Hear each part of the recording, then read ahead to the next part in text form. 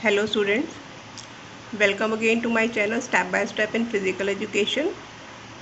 I am your subject expert Dr. Ritika Bhatia. Today in this video, discuss about the chapter 3, Yoga and Lifestyle. So let's start with the content of this chapter.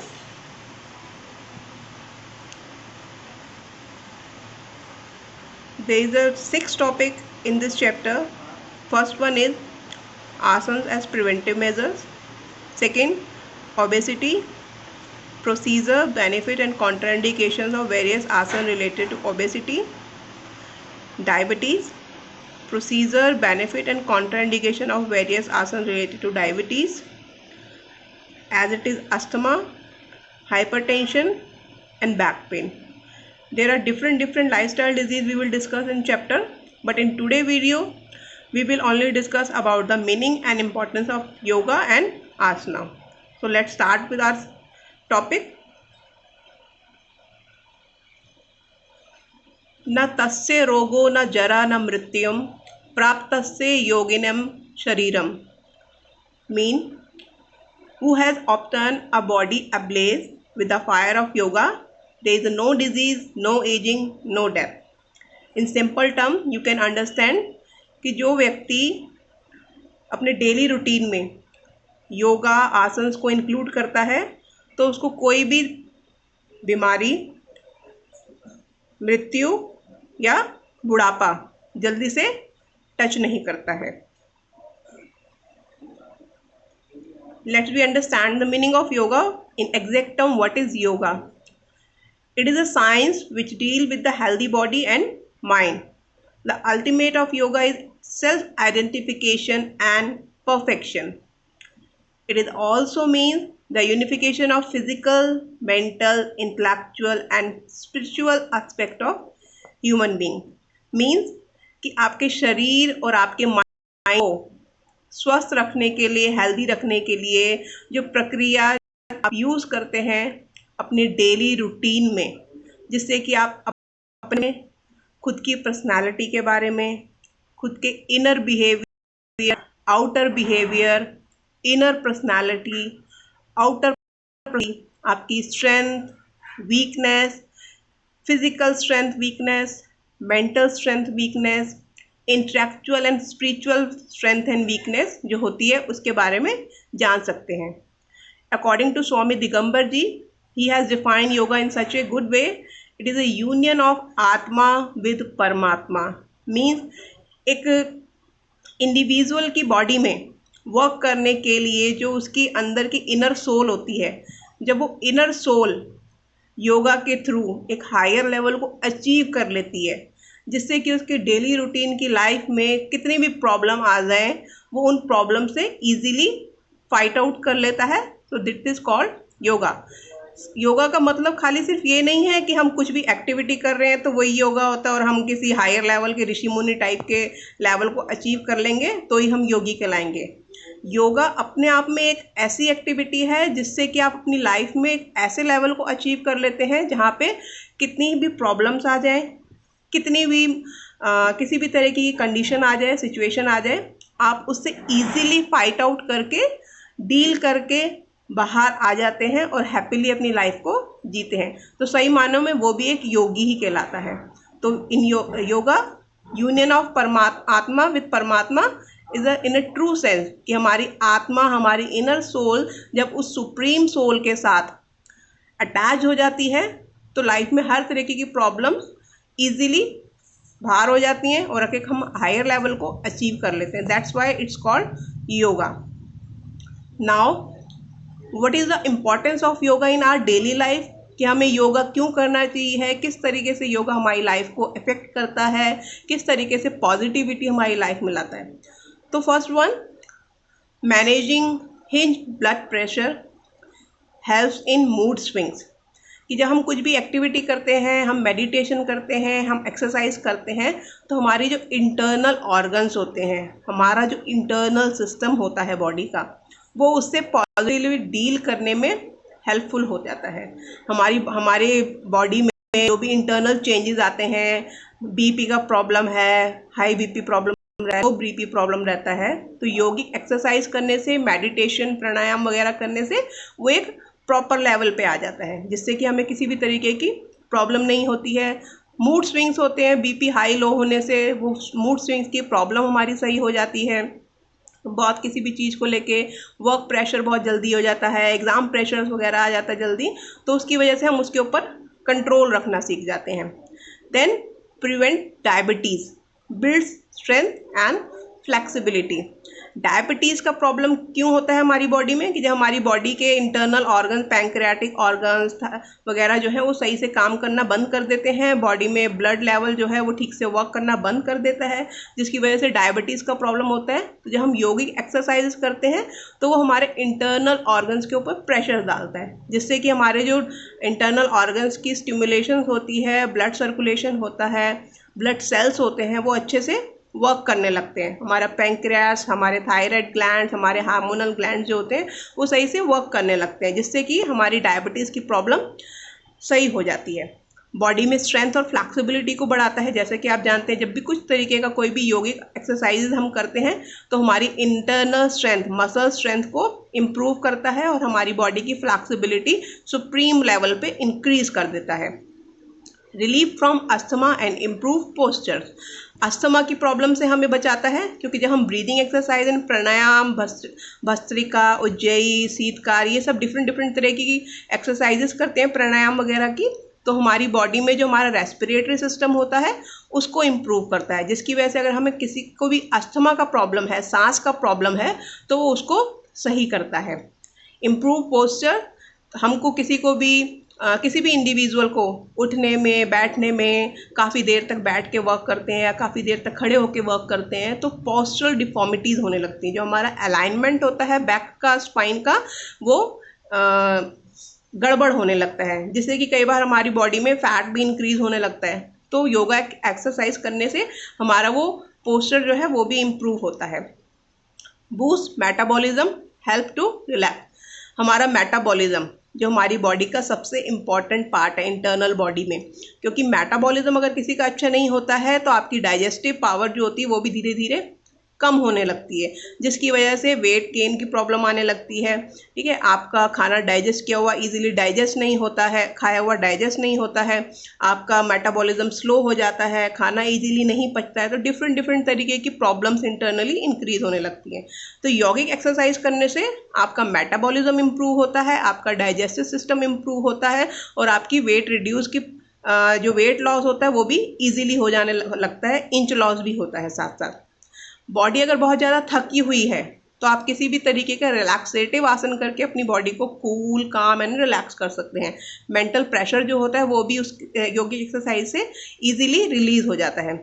Increase heart rate, heart rate increase का purpose यहाँ पे ऐसा है कि जब हम कुछ भी वर्कआउट करते हैं तो हमारी बॉडी का इंटरनल टेम्परेचर इंक्रीज होता है, जिसकी वजह से हमारी हार्ट रेट भी इंक्रीज होती है और धीरे वो वर्कआउट करने से हैबिचुअल हो जाती है। तो किसी का हार्ट रेट, पल्स रेट बहुत लो रहता है, जिसकी वजह से उसकी बीपी में भी प्रॉब्लम रहती है, तो वो धीरे इम्प्रूव हो जाती है।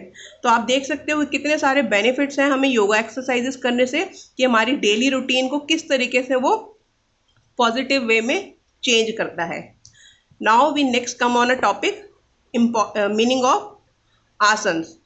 योगा क्या था कि योगा हम अपनी इंटरनल सोल को जब हायर सुप्रीम सोल के साथ अटैच करते हैं, एंड आसन, उसी में आसन रिलेट हो जाता है उस सुप्रीम सोल के साथ अपनी बॉडी को, माइंड को अटैच करने के लिए, जब हम पर्टिकुलर पोजीशन में होल्ड करते हैं अपनी बॉडी को। Asana means holding the body to a particular posture. उससे क्या फ़ायदा होता है? It brings stability to the body and peace to the mind.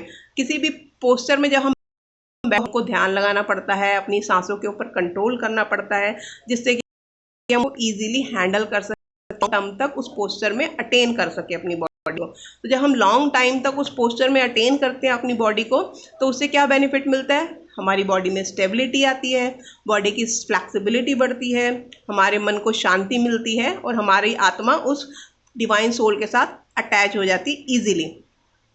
According to the Brahma Upanishad, what they have write about the asana, to sit in a comfortable position or posture for everlasting position or posture for everlasting period is called asana.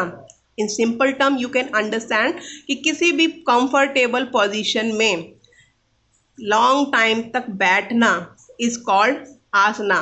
वो आप normal leg cross करके भी बैठ सकते हैं, आप पद्मासन लगा के भी बैठ सकते हैं, आप वज्रासन भी लगा के बैठ सकते हैं। तो जिस भी कंडीशन में जिस भी आसन में बैठ रहे हैं, बिना किसी प्रॉब्लम के, बिना किसी पेन के, जब आप लॉन्ग टाइम तक उस पोजीशन को अटेन करते हैं तो उस पोजीशन को ही क्या कहा जाता है?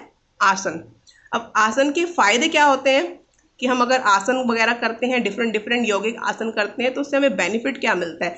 उससे पहले हम ये जानेंगे कि आसन होते कितने टाइप के हैं।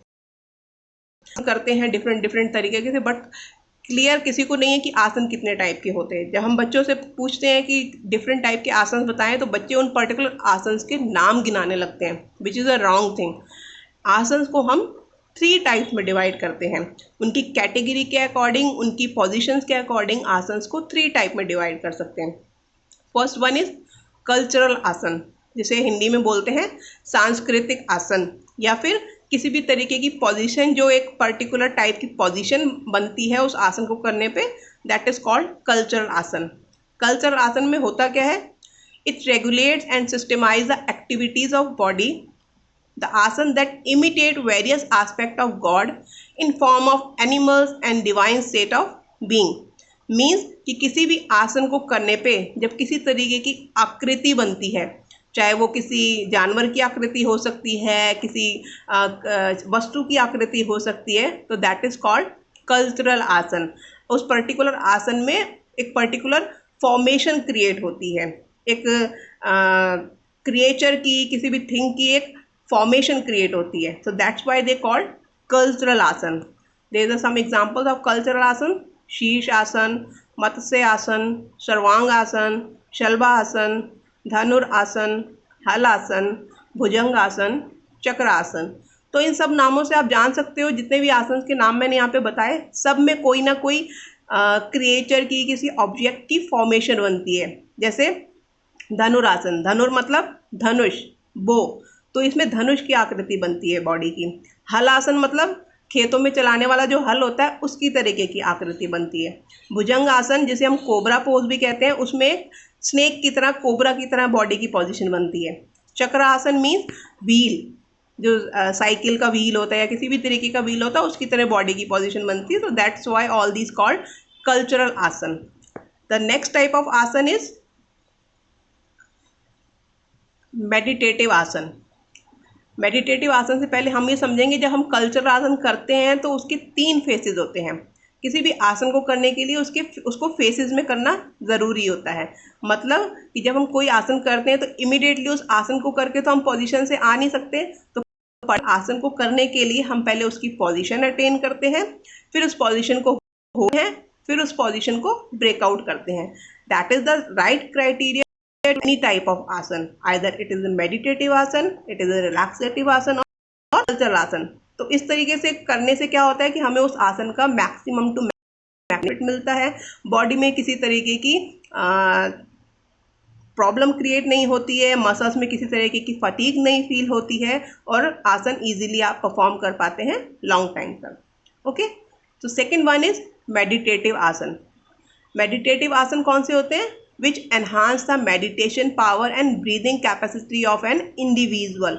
इन आसन को जब हम करते हैं तो हमारे लंग्स की कैपेसिटी, हमारी रेस्पिरेटरी कैपेसिटी, ब्रीदिंग कैपेसिटी, इसके ऊपर बहुत अच्छा इफेक्ट पड़ता है। अगर किसी को सांस लेने में प्रॉब्लम है, किसी को ज़ुकाम वगैरह की प्रॉब्लम रहती है बहुत ज़्यादा, तो मेडिटेटिव आसन करके अपनी ब्रीदिंग के ऊपर कंट्रोल कर सकता है और अपनी ब्रीदिंग को लॉन्ग टर्म तक एनहांस कर सकता है। किसी को, जब हम सांस लेते हैं, अगर आप अपनी सांस को सांस लेते हो, अपनी सांसों के ऊपर, उसकी प्रोसेसिंग के ऊपर ध्यान देंगे तो आप कितना डीप ब्रीथ करते हैं, कितना स्लो ब्रीथ करते हैं, कितनी छोटी सांस लेते हैं, कितनी लंबी सांस लेते हैं, तो आपको पता लग जाएगी कि आपको कितना इम्प्रूव करने की ज़रूरत है।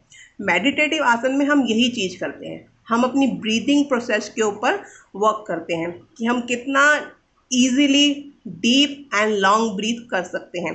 बेसिकली हम जब भी सांस लेते हैं तो बहुत छोटी छोटी सांस लेते हैं, ठीक है। तो जो छोटी छोटी सांस लेने से क्या होता है कि हमारे लंग्स में थोड़ी थोड़ी हवा जाती है, जिससे कि वो ज़्यादा जल्दी एक्सपेंड नहीं होते हैं और हमें अस्थमा का कई बार प्रॉब्लम हो जाता है या हम बहुत जल्दी थक जाते हैं।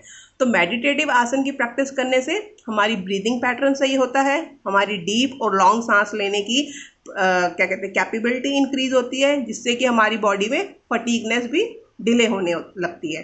तो there is a few example of meditative asana, padmasana, sukhasana, siddhasana, vajrasana, even also you can do in meditative आसन।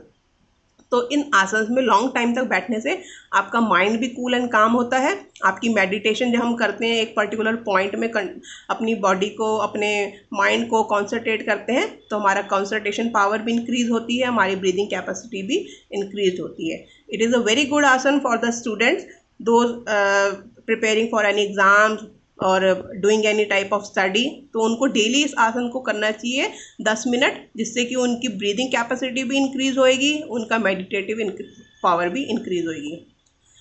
The next and last one is in relaxative आसन।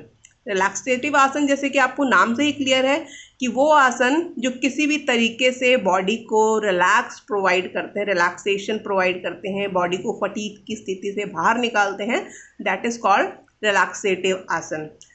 आसन those remove tension and fatigue and bring about physical as well as mental relaxation।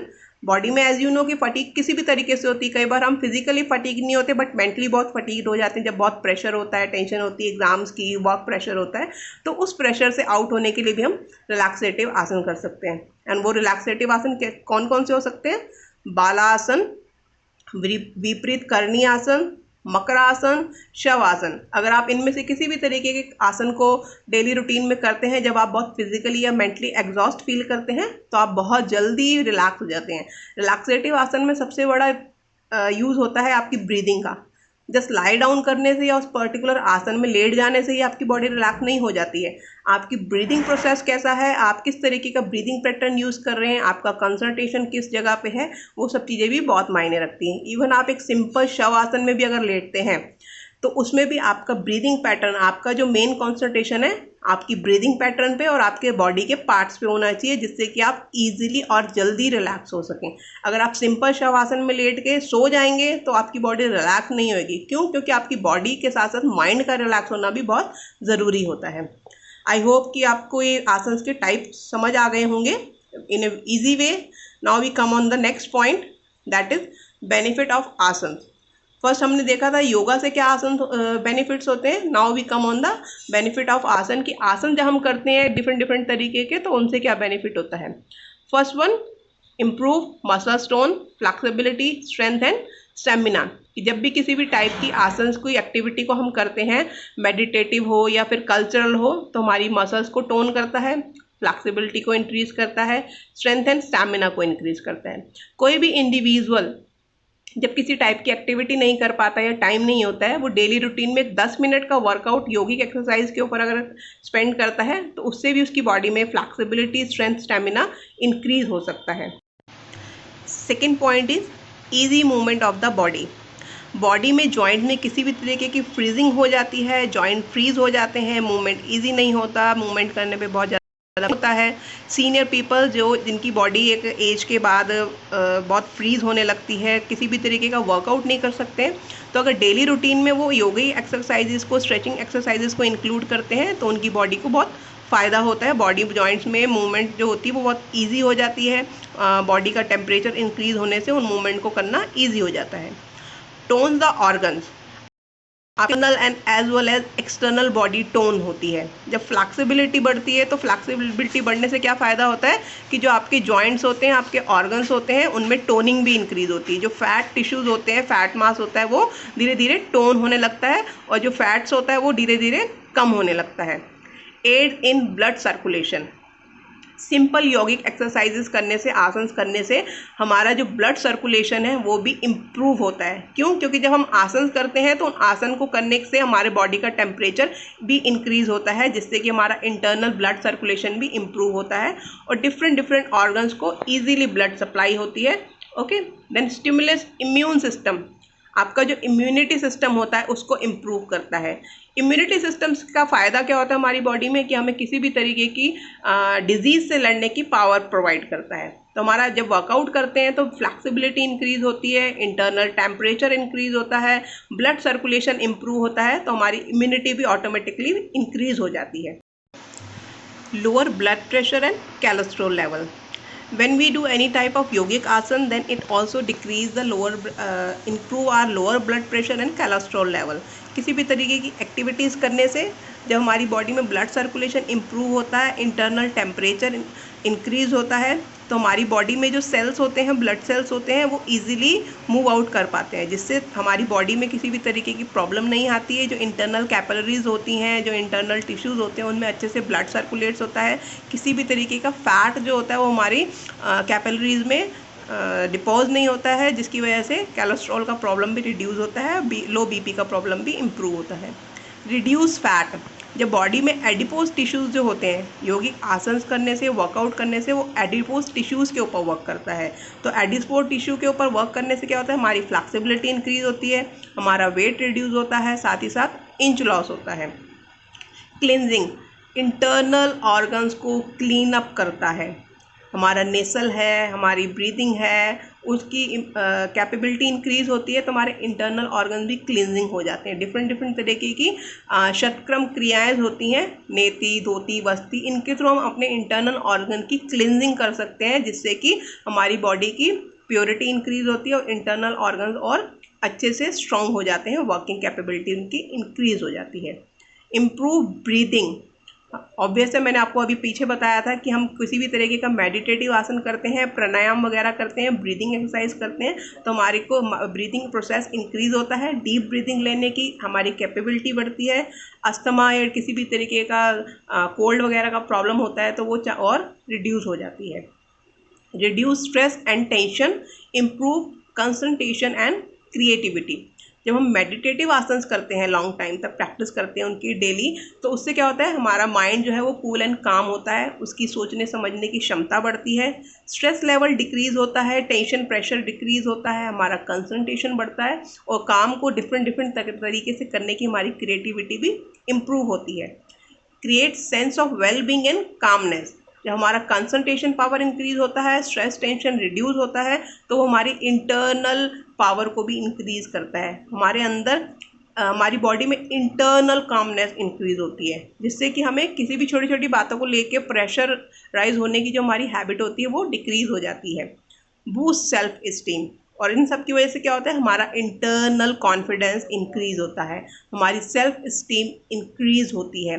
किसी भी काम को करने से पहले जब हमें अंदर से घबराहट सी फील होती है, प्रेशर फील होता है, तो योगिक एक्सरसाइजेस करने से वो हमको प्रेशर फील नहीं होता है, हमारे इंटरनल कॉन्फिडेंस की कैपेबिलिटी इंक्रीज होती है। Elevates the mind, create spiritual sentiment, means कि जब हम वर्कआउट करते हैं, मेडिटेटिव आसन्स की प्रैक्टिस करते हैं, तो हमारा जब कॉन्फिडेंस इंक्रीज होता है उनसे, तो कॉन्फिडेंस इंक्रीज होने से क्या होता है कि हमारी बॉडी में इंटरनल कामनेस आती है, हमारा माइंड और स्पिरिचुअल पॉजिटिव चीज़ों की तरफ बूस्टअप होता है। तो पॉजिटिव थिंग्स की तरफ इंक्लाइन होने से क्या होता है कि हमारी बॉडी इंटरनली और एक्सटर्नली दोनों तरीके से physically as well as mentally भी इम्प्रूव होती है। तो देखा फ्रेंड्स आपने कि डिफरेंट फ़ायदे कितने हैं आपको इस तरीके से योगिक आसन करने। Simple yogic exercises, stretching exercise daily routine में इंक्लूड करने से आपको कितने तरीके के बेनिफिट्स हो रहे हैं, फिजिकली साथ साथ मेंटली आपको हर तरीके से इससे बेनिफिट्स होते हैं और आपकी बॉडी में पॉजिटिविटी आती है। दैट्स व्हाई इट सेड कि it is the way to attach the soul with a upper divine soul. तो इन दिस वे आप जब वर्कआउट करते हैं डेली रूटीन में, तो आपकी जो इंटरनल सोल है वो सुप्रीम सोल के साथ अटैच हो जाती है, क्योंकि लाइफ में किसी भी तरीके का प्रेशर फील नहीं होना, इंटरनली हैप्पीनेस फील होना अपने आप में एक सबसे बड़ी बात होती है, जो आज के हेक्टिक लाइफ शेड्यूल में बहुत ज़रूरी है। आई होप कि आपको ये टॉपिक कॉन्सेप्ट समझ आया होगा। किसी भी तरीके की अगर आपको कोई प्रॉब्लम है किसी टॉपिक को लेके, तो आप नीचे कमेंट सेक्शन में उसके ऊपर लिख के मेरे साथ शेयर कर सकते हैं। And please subscribe, like and share with everyone this videos, जिससे कि ज़्यादा से ज़्यादा लोग अटैच हो सकें और इसके बेनिफिट्स ले सकें. In next video we will discuss about the different lifestyle disease and different asana procedure, benefit and contraindication. Thank you.